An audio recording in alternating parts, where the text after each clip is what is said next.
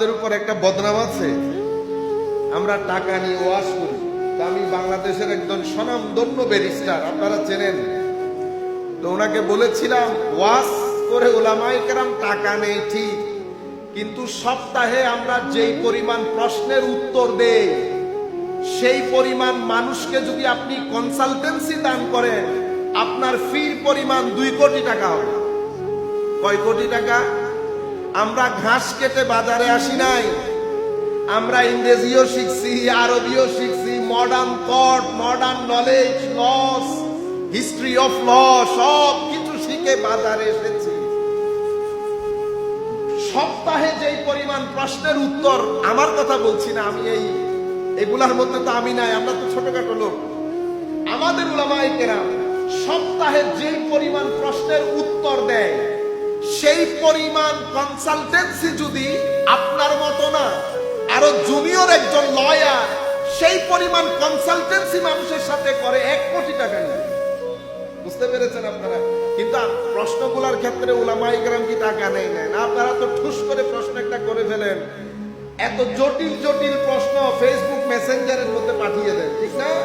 কিন্তু আপনারা ওখানে গেলে তো টেলিফোন লাগে, বুকিং লাগে, অ্যাপয়েন্টমেন্ট লাগে, অ্যাপয়েন্টমেন্ট ফি লাগে।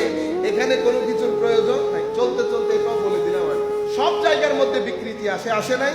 প্রশাসনে বিকৃতি, ডাক্তারের মধ্যে বিকৃতি, ডাক্তারের যেই খাসলত হওয়ার কথা ছিল সেই খাসলত আছে বর্তমানে নাই।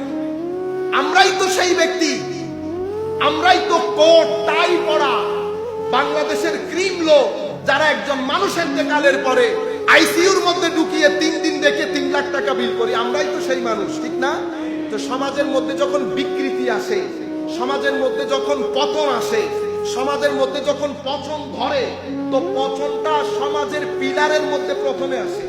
তো সমাজের পিলারের মধ্যে অনেক পিলারের একটা পিলারের নাম পীর, কারণ পীররা সমাজের চরিত্র, আখলাক এগুলার গঠনে পীরদের ভূমিকা অপরিসীম, মসজিদের ইমামের ভূমিকা অপরিসীম।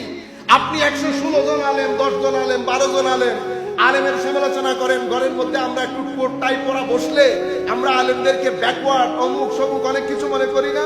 এগুলা কি ধরনের লোক? যেমন আমি এক জায়গায় বসছি, সবাই সুটেড বুটেড লোক, আমাকে অ্যাড্রেস করে বলছেন আপনারা এমন কেন, আপনারা এমন কেন? তো কথাগুলা গায়ে লাগার মতো না? তখন আমি বললাম আপনি যখন বলবেন না আপনারা এমন কেন, তো আপনারা এমন কেন মানি আপনি মাদ্রাসার মধ্যে দারিদ্র সীমার নিচ থেকে উঠে আসা ছেলে কতগুলা পড়াবেন? দারিদ্র সীমার নিচ থেকে উঠে আসা, যাদের ঘরে চোলা জলে না, অনেক গরিব ঘরের ছেলে আপনি মাদ্রাসায় পড়াবেন।